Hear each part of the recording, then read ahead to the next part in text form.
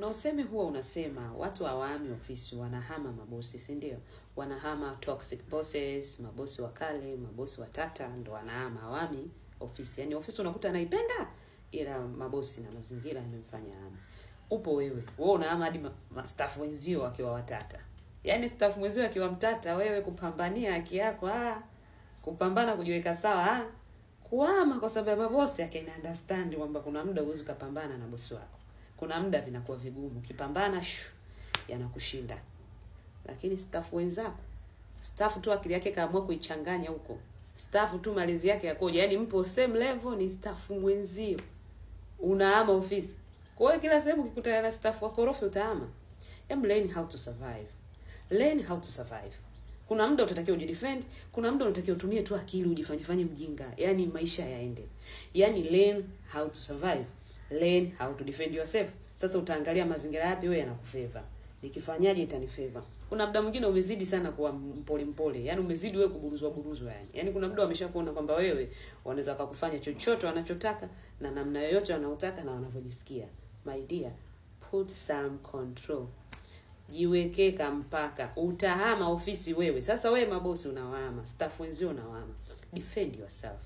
Nilishakwambia siku zote usikae kinyonge. Yaani ofisini you have the same right like the way they have the same right. Work on that. Fanya kazi zako, fanya kazi mipaka yako, fanya kazi zako, fanya wajibu wako, ongea na watu vizuri, tafuta namna nzuri ya kuinteract, lakini tafuta namna nzuri ya kuweka mipaka. So wewe unaonewa tu upo tu unaonewa huku unaonewa, na ukiona amekushinda unahama, unaenda ofisi. Watu watata hao wapo. Mjue tunafanya kazi na watu wengine bipolar Akiamka asubuhi amekasirika. Kwa nini amekasirika hujui? Sasa yale makasiriko yako unayabeba na wewe moyoni. Ignore.